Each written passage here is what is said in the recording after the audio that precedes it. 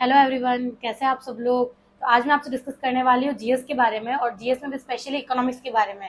देखिए, मैं ऑनेस्टली कहूँ तो मैंने आज तक इकोनॉमिक्स पढ़ी नहीं थी। हर बार एसएससी के एग्जाम देने जाती और बिना इकोनॉमिक्स पढ़े हिस्ट्री, पॉलिटी, ज्योग्राफी ये सब कुछ पढ़ लिया। तो मैंने अब इकोनॉमिक्स पढ़ना शुरू किया है, तो उसी का मैं फर्स्ट पार्ट आज आपसे शेयर करने वाली हूँ।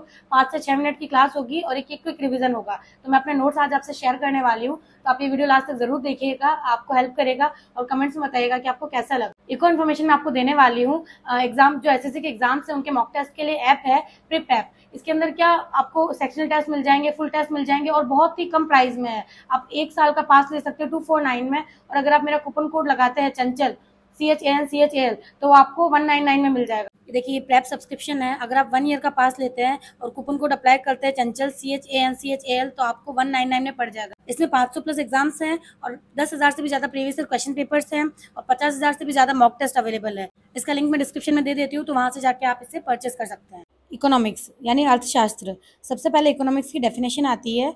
इसका मतलब होता है अर्थ। अर्थ यानी धन प्लस शास्त्र। शास्त्र का मतलब होता है अध्ययन, यानी धन के बारे में जो अध्ययन करते हैं वो सब इकोनॉमिक्स में आता है। इसका उद्देश्य क्या होता है? अधिकतम कल्याण के लिए सीमित संसाधनों का अनुकूलतम उपयोग विवेकशीलता के साथ। इसका उद्देश्य यही होता है कि ज्यादा से ज्यादा लोगों का कल्याण हो, कम संसाधनों का उपयोग करते हुए। नेक्स्ट है चाणक्य। चाणक्य की जो बुक थी अर्थशास्त्र, वो राजनीति के बारे में थी। इकोनॉमिक्स 2 प्रकार की होती है। फर्स्ट है माइक्रो। इकोनॉमिक्स को 2 भागों में बांटा गया है। फर्स्ट है माइक्रो, सेकंड है मैक्रो। माइक्रो यानी व्यष्टि, जिसके बारे में एडम स्मिथ ने बताया था। और नेक्स्ट है मैक्रो यानी समष्टि, इसके बारे में किन्स ने बताया था। अब देखिए, माइक्रो जो है उसके अंदर हम व्यक्तिगत आर्थिक इकाई, एक उपभोक्ता, एक उत्पादक, मांग आपूर्ति सिद्धांत और कीमत सिद्धांत, इन सब के बारे में डिस्कशन करते हैं। माइक्रो देखिए, नाम से ही पता चल रहा है माइक्रो यानी एक छोटे लेवल पे, एक ही उपभोक्ता, एक ही उत्पादक, इसके बारे में पूरा डिस्कशन होता है। और इसके अंदर मांग आपूर्ति के सिद्धांत के बारे में भी बताया जाता है। और मैक्रो का मतलब होता है एक ग्रुप की बात होती है। जहाँ माइक्रो पर्टिकुलर एक ही आदमी के ऊपर होता है, वही मैक्रो के अंदर पूरे ग्रुप के बारे में डिस्कशन किया जाता है। जैसे संपूर्ण अर्थव्यवस्था है, समाज के कल्याण के बारे में, राष्ट्रीय आय के बारे में। जहाँ माइक्रो के अंदर एक व्यक्तिगत आय के बारे में सोचा जाता था, वही मैक्रो के अंदर राष्ट्रीय आय के बारे में विचार किया जाता है। और रोजगार सिद्धांत, किन्स ने एक बुक लिखी थी जनरल थ्योरी ऑफ एम्प्लॉयमेंट, तो ये भी एग्जाम में कई बार क्वेश्चन आ जाता है। नेक्स्ट है मांग का नियम, लॉ ऑफ डिमांड। अब देखिए, सामान्य स्थिति में क्या होता है कि जिस भी वस्तु की प्राइस बढ़ती है तो उसकी डिमांड कम हो जाती है, लेकिन इसके अपवाद भी है। अपवाद में क्या होता है कि जैसे प्राइस बढ़ेगी वैसे डिमांड बढ़ेगी। एग्जाम्पल के लिए एंटिक वस्तु है, जैसे महंगी कार। अब जिस कार की ज्यादा मूल्य होता है मार्केट में, उसकी डिमांड ज्यादा बढ़ती है। अब जैसे महात्मा गांधी का चश्मा, वो है नॉर्मल चश्मा ही, लेकिन वो महात्मा गांधी का चश्मा इसलिए उसकी वैल्यू ज्यादा है, उसका प्राइस ज्यादा है, तो मार्केट में उसकी डिमांड भी ज्यादा है। कोहिनूर का हीरा, उसका प्राइस ज्यादा है तो उसकी डिमांड भी ज्यादा है। और कुछ नॉन लग्जरी प्रोडक्ट्स भी होते हैं जिसमें आय का बड़ा हिस्सा व्यय होता है, जैसे ब्रेड। अब देखिए, एक आम आदमी है, ब्रेड का मूल्य चाहे कितना भी बढ़ जाए लेकिन फिर भी वो उसे खरीदेगा।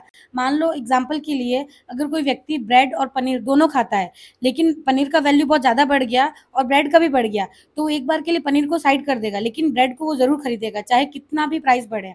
तो कई बार क्या होता है कि जो बेसिक वस्तु है हमारी, उसका अगर प्राइस बढ़ भी जाए तो भी उसकी डिमांड बढ़ती है। अब इकोनॉमिक्स में आते हैं क्षेत्र, प्राथमिक क्षेत्र, द्वितीय क्षेत्र, तृतीय क्षेत्र। जिसमें सबसे पहले आता है प्राइमरी सेक्टर यानी प्राथमिक क्षेत्र। इसके अंदर प्राकृतिक प्रक्रिया से उत्पादित होने वाली वस्तुओं को शामिल किया जाता है जो प्रकृति से सीधा प्राप्त हो। जैसे एग्जाम्पल है कृषि, वन, पशुपालन, खनन, माइनिंग, मछली पालन, कच्चा माल की प्राप्ति। ये सब प्राथमिक क्षेत्र में आते हैं, जिसे डायरेक्ट हम प्रकृति से ले लेते हैं। इसे हम क्या बोलते हैं?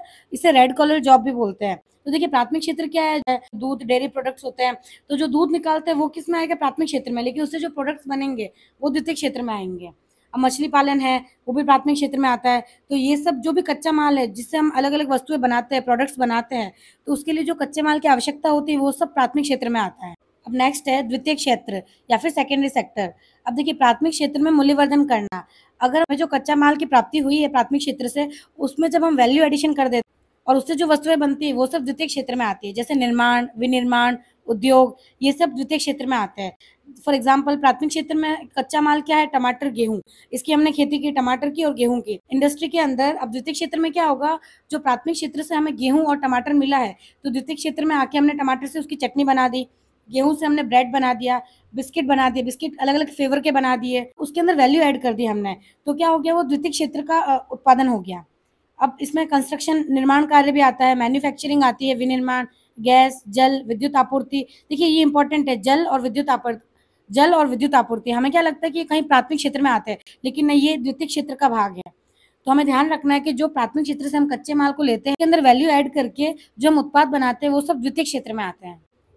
नेक्स्ट है तृतीय क्षेत्र। इसमें क्या होता है, प्राथमिक एवं द्वितीय क्षेत्र को सेवा प्रदान करना। अब देखिए प्राथमिक क्षेत्र में तो हमने क्या पढ़ा था, कृषि, वन, पशुपालन, ये सब।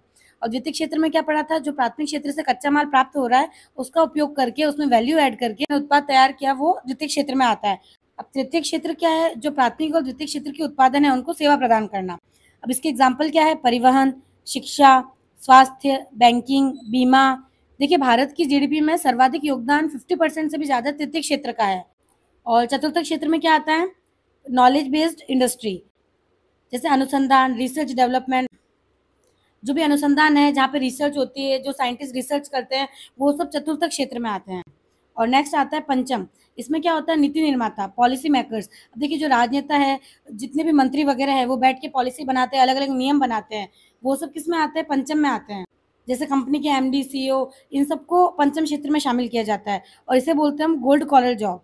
अब देखिए सारे क्षेत्र को हम एग्जाम्पल से समझते हैं। सबसे पहले आता है लोहा। अब लोहे से बनाई गई कार, तो प्राथमिक क्षेत्र में है लोहा, हमने उत्खनन किया और लोहा प्राप्त किया, तो ये प्राथमिक क्षेत्र का कार्य है। फिर हमने क्या किया, उस लोहे से कार बनाई जो कि द्वितीय क्षेत्र का कार्य था। अब उसका इंश्योरेंस करवाया जो कि तृतीय क्षेत्र का भाग है, सेवा प्रदान करना, यानी इंश्योरेंस किसका पार्ट है, तृतीय क्षेत्र का। फिर उसके अंदर न्यू फीचर्स ऐड किए गए, रिसर्च किया गया कि और नए कौन से पार्ट्स हम ऐड कर सकते हैं कार में जिससे उसकी वैल्यू और बढ़ेगी, चतुर्थ क्षेत्र में आ गया। फिर उसके लिए पॉलिसी बनाई गई अलग अलग कि कहाँ पे ये कार ड्राइव कर सकती है, कहाँ पे इसको नहीं हम ले जा सकते, तो वो सब पॉलिसी किस में आ गई, पंचम क्षेत्र में आ गई। तो इस एक एग्जाम्पल से हम सारे क्षेत्र को समझ सकते हैं और हमें इजीली याद रहते हैं इससे।